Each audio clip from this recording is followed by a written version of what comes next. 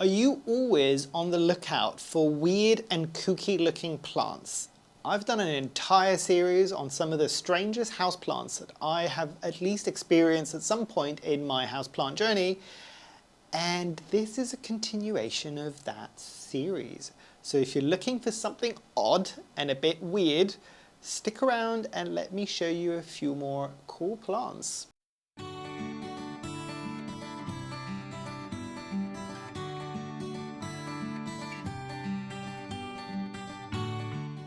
Hi, my name is Memo, this is my channel, Houseplantygoodness, and essentially it's a place where I like to geek out about my big passion.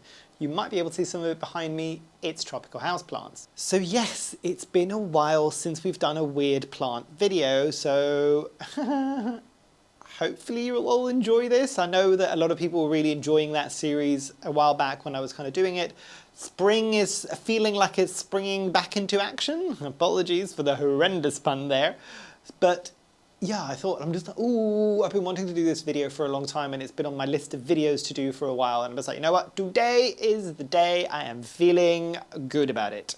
So without further ado, shall we look at the first weird plant? And I'm starting strong with a Hoya, and I've got the list here because I can never remember this name. This isn't a plant that I've experienced, but based on the pictures, wow. So this is the Hoya Decipulae? Hoya Decipulae. Phone, because I'm never going to remember that. But yes, this Hoya right here, the reason why I'm saying it's a cool and weird looking plant is for the people that have experienced Cypripedias or Cyripedia, very similar vibes when it comes to the blooms. And it's not often that you get odd blooms on Hoyas, but look at it, look at the blooms. Very cool, because you get that kind of lantern bubbly kind of effect around it. Oh, stunning. I have not come across this, but I remember a while back I saw this and I'm just, I need to put it on the weird houseplant list, because I know it is available, you can sometimes get it, but this might be one that you might want to search for if you like weird and unusual looking plants. The reason why I'm saying it's very reminiscent to Cyripedia is because they are kind of characterized. So one of them would be Cyripedia woodii, which is the string of hearts, which a lot of people might recognize. And if you have ever grown one, you'll know part of why they get their name. So the blooms for the Cyripedia tend to look a bit odd, and the Greek word, which is where the name I would imagine comes from, gyropegia, is literally like candelabras or things like that. So their blooms tend to look a bit like candelabras or chandeliers, any of those things. They are very kind of ornate and kind of, you get what I mean just by even looking at this bloom. That's why I'm saying it's very similar in its bloom type to Cyripedia. But this is a Hoya. So very, very cool nonetheless. I'm not entirely sure if it is a fragrant Hoya.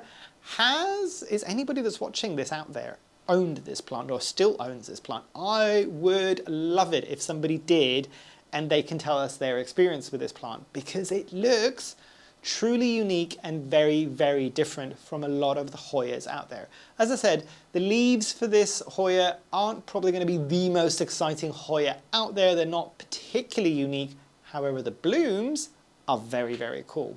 So that's why I think it deserves a place within this list. So moving on, I don't think I've mentioned this one before, but I cannot remember the botanical name. I will put it at the top, and I'm going to mention two plants here which I think are closely related. One is what is commercially sold as the Frizzle Sizzle, and I have owned a Frizzle Sizzle at some point in my life, way back when I was first starting on my houseplant journey, and I think I might have a picture and I can add my one here. But very, very cool.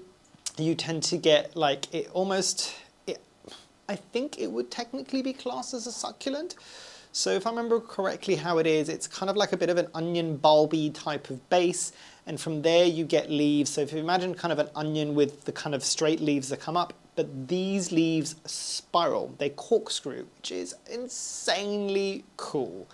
And I think it might be Albacus or Albacus spiralis. I might be wrong, but hopefully I've found the botanical name and added it for the Frizzle Sizzle.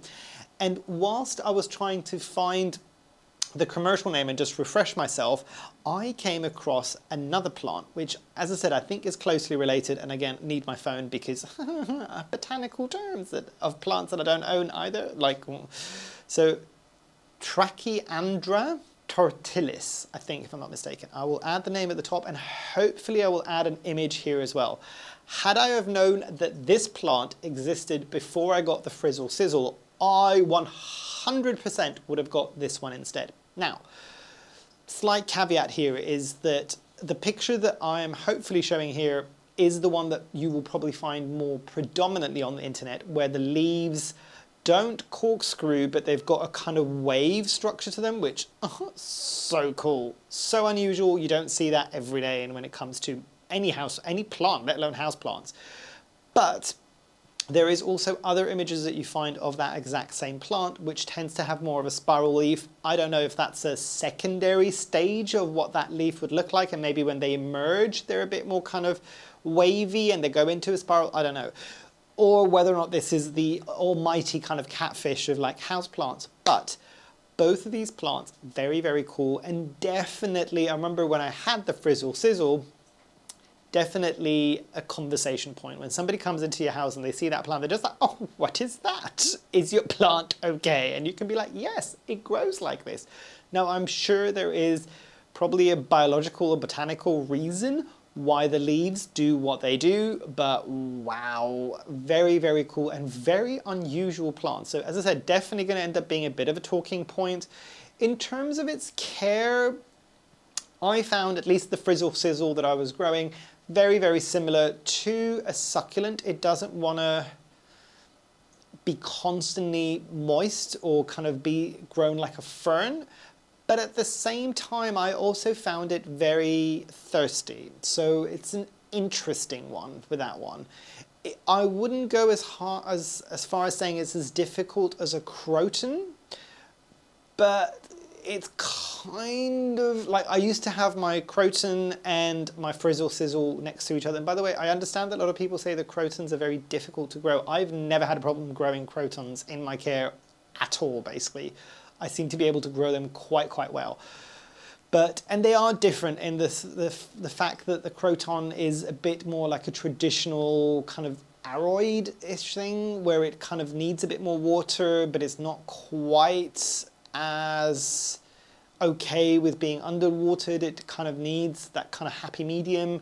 The Frizzle Sizzle is more like a succulent, so it doesn't need quite as much water, but when it needs it, if that makes sense. It's a very difficult one to explain. Hopefully, if anybody else, because I know Frizzle Sizzles aren't that difficult to come by, at least in the UK. If you've had some experiences and you want to share down below, please do so. Yeah. I can't believe I had not added this plant previously to any of the previous lists. I don't think anyway. So the purple passion, and again, I cannot remember the botanical name. I will add it at the top there. Very, very cool. So this was an interesting one. When I first got mine, and hopefully I've got a picture of mine that I will kind of put up here, I kind of let this one die back, and I will tell you why, basically.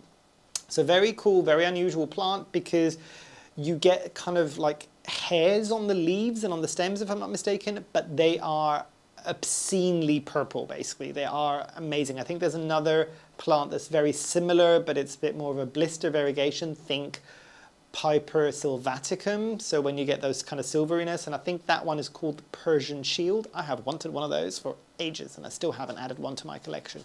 But with the purple passion, it has got that fuzziness that is purple, and I originally got this plant not for myself. It was for kind of a friend who is obsessed with the color purple. Same way that I love my neon greens. They love their purples, basically. And my intention was to give this plant away. It didn't happen.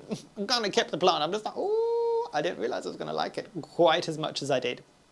And back then, I was talking to a lovely other YouTuber who I won't name at the moment, basically. And they were kind of saying, oh, great plant. Has it got big for you yet? I'm just like, no. They're just like, watch it get leggy. Wow, its growth habit, as long as you want to get this plant, you might want to keep chopping it back so it stays a bit more compact, because it can go a bit leggy, and I don't think it's anything to do with the care that you give it, it's more the way that it would grow, basically. So it's got a bit of a weird growth habit. But then, again, the people that have had the purple passion, specifically the people that have had it long enough for it to bloom, will know where I'm going with this. And I never got mine to bloom, and that's why I kind of got rid of it. I think it was getting ready to. It is another one of these plants that, if I'm not mistaken, is pollinated by flies.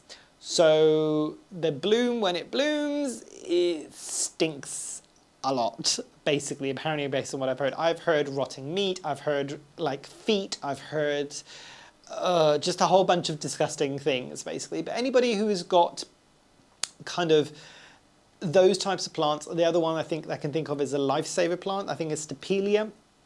That one's also pollinated by flies. It makes entire sense, by the way, why these flowers would smell as bad as they do, because they're trying to attract their pollinators, which are not the usual suspects of bees, butterflies, and all of these things, or even moths. This is trying to attract flies. So bear that in mind. So to be fair, if you keep chopping it back, I would imagine you probably wouldn't get it to go to bloom very easily, but beautiful, beautiful and weird looking plant. Very unusual because you won't see too many of them that have similar type of features, but just buyer beware of the blooms. And let's move on to another plant that is also one that does not smell particularly nice. And this is part of a wider family of plants, and I cannot remember the name of the family. I think it might be arums. I'll add it at the top there, but this is part of the kind of same family as you would get the death lily. I think it's called the death lily. Or the giant, the biggest bloom in the world, basically, that everybody is just like, they see usually in the botanical gardens, and it takes forever to bloom and then open up, and then when it smells, I think it's called the corpse flower, and it literally smells of death. Because again, it is there to attract flies. I am not saying get one of those, basically. I'm not saying get one of the corpse flowers. There is a different, as I said, closely related, if I'm not mistaken, something called venosum sarmentosum. Very cool. Common name for it, I think, is the voodoo lily. And I think there's a couple of these plants that are in the same type of family that might be called the voodoo lily. I will find the picture of mine and add it here. It is a bulb. You can grow it in the garden in the UK as well. So that is something to bear in mind. You might need to kind of either dig it up for the winter, or I think it's fully hardy. I will kind of correct myself at the top. I bought another plant that's very similar to that one that I know is fully hardy, and I will add the name of that at the top there. Similar kind of vibe, but you get really beautiful blooms. And if I'm not mistaken, I never got mine to bloom, but the bloom comes out first, and then the foliage, which has got an interesting thing, basically. So, and then the foliage will arrive. But yes, these plants are meant to attract flies, so they smell a bit. So that's what I'm saying. Garden, great. Or balcony is fine as well. And to be fair, as I said, the venosum sarmentosum, I had it for a good few years. I never got it to bloom, so I never had that issue. Interestingly, I did not buy it for the blooms. I bought it for the foliage. So the interesting thing about all of these plants is that you'll see one stem growing out of this bulb-like structure, and you'll get loads of kind of leaflets that come out, and they are very similar to what used to be called the Philodendron goldii. It is now the Thermatophyllum sprucianum, and I'll see if I can bring it down so I can show you. So similar vibes to this plant, and my one hasn't matured fully yet, but you will get one leaf and it has loads of little leaflets. Now, let me put this back. The venosum sarmentosum and a lot of these plants that are part of that same family tend to do the same thing. You will get one long stem and you'll get loads of little leaflets. However, and you might get loads of these things as well. However, if I'm not mistaken, because the one that I've got in the garden now has got multiple little stems with leaflets on them, all of those are a leaf. So these plants get one leaf. So if you think of the stem not as a stem, but more as a singular petiole, and everything that comes off it, even other leaflet type plantlets, I don't know how else to describe it basically, are part of the same one petiole, so they are one leaf with multiple leaflets, but one leaf. Very cool, very unusual. That's why I thought I'd add it into this list. So the next plant is odd. And anybody that kind of sees me from New Zealand, you might recognize this plant. I think, if I'm not mistaken, this plant is endemic to New Zealand. This is the Pseudopanax ferox. And I had a picture here. And the common name for this is the toothed lancedwood. And you might be able to understand why based on its look and appearance. I think there is also a New Zealand term, or it might even be a Maori term for it as well. I do not want to butcher the name of that, so apologies for me not trying to pronounce it, but I will add it at the top as well. But very, very, very cool. This one is one that you don't see very often, and the reason why I kind of picked up on this is Carl from Turn It Tropical, who's based close to where I live, had got some of these in stock a while back. I don't know if they still are available or if he'll ever bring them back basically, but they are very cool and unusual plants because you can see the leaves, they've got that kind of serration going on to them. Very, very cool. It's not every day that you will see very similar plants. You might compare it a bit to like the rickrack or fishbone type cactuses, but this is very different. Hopefully the image is kind of explaining it better than I can as well, but very, very cool and very, very unusual.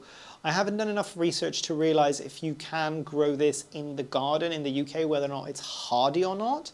But if it originates from New Zealand, it might be like worth doing some research if you're interested in this plant, because if I'm not mistaken as well, this can also turn into a full-blown tree basically. So very, very cool, and definitely got a structure and an appearance that you don't see very often. This is giving me very kind of Begonia ferox or Begonia melanobilata vibes. It's giving the kind of hard rock kind of, it looks dangerous to touch. It looks like serrated knives on either side of the leaves. Very, very, very cool, very unusual. Now another weird plant, more so again for its bloom. This is a plant that I have never grown personally, and I say that as a question, I don't know why I'm questioning that. No, I know I have not grown this personally. I do want to grow this at some point. I just don't know when it's going to happen.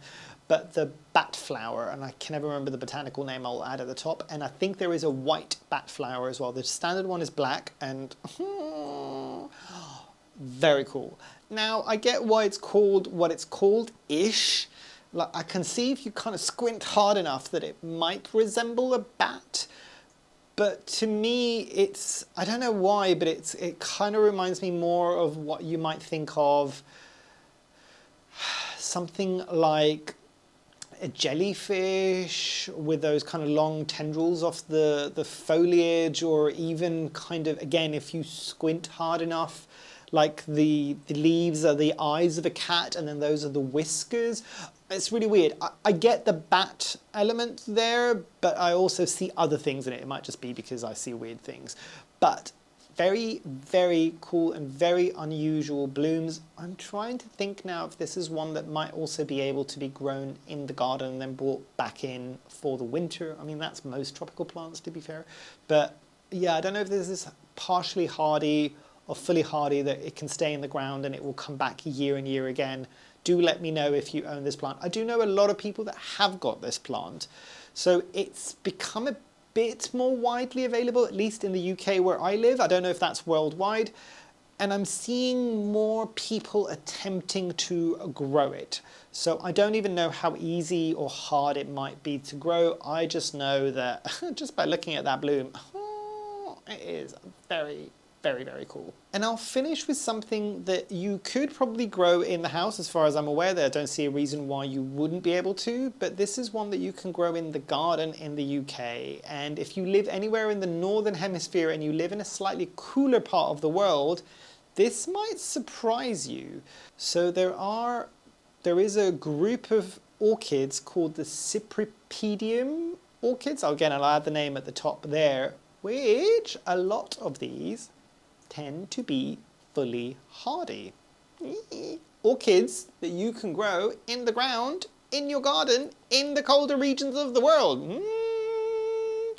But a lot of you did not know that. But yes, I did not know this either. I found this last year in my amazing garden centre that's quite close to me. I'm so fortunate for all the like variety of weird and unusual plants that they bring in on a regular basis. I don't know who their plant buyer is, but somebody buy that person a drink. But yes, very, very cool. I think they're called something slippers or lady slippers. I might be wrong. I'll see if I can add the common name at the top. They are very interesting looking blooms as well. The foliage isn't anything to write home about necessarily, but the big thing about this plant, barring the fact that it's striking, it does, on the look of it, you look at it and you just go, yes, that probably is an orchid, because they all might have slightly weird looking flowers. But the very cool thing about this is that you can grow it outside. As I said, you can probably grow it in the house as well, but unlike kind of the traditional Phalaenopsis or the moth orchids that we grow in the house a lot of the time, this is one that can grow in the garden, and I think it's hardy down to -15 if I'm not mistaken. I'll add it at the top there. But very, very cool. If you can find them, and I think the reason why I was able to find them is that they started coming out from some of the nurseries in the Netherlands, basically. So I would assume we might be seeing more of these come out more and more so, basically. Whether or not this is an orchid that you would want to grow in a warmer climate, possibly, but it might not kind of go fully dormant, because what happens with these orchids in the cooler countries, it will lose all of its leaves, it will go back down into the ground basically, and eventually when the next spring comes back, it will start popping out. And I mean, like, come on, for the bragging rights to say that you're growing orchids in your garden, I'm pointing that way because my garden is that way, very, very cool. And it looks unusual too as well. But yeah, I know it's been a while since I've done one of these videos, and I would love to do more of these weird and unusual plant videos. It just takes me a while as I'm kind of browsing around and kind of remembering plants that I've had as well that some people might be like, oh, that's a weird plant, to kind of go, ooh, I can add this to the list. So it takes a bit of time. However, don't just leave it on to me. If you know some weird and kooky plants that you're just like, why are more people not talking about these? I know this is obviously, I think a lot of the reason why people like these types of videos is because very rarely do I talk about aroids necessarily in this video. The philodendrons, the monsteras, the anthuriums, all of these things, which I know some people are just like, nobody talks about the other plants. This is the type of video that will talk about other plants. So yeah, if you've got some of your own weird and kooky plants that you're just like, Memo, you need to tell more people about these, drop me a comment down below, and I would love to start this kind of series up again slowly and just do a few more of these like weird and kooky and wonderful plants that we can have as houseplants. But yeah, hopefully you've enjoyed. Hopefully I shall see you here soon, and I truly, truly hope that you have a great rest of your day. Thanks. Bye.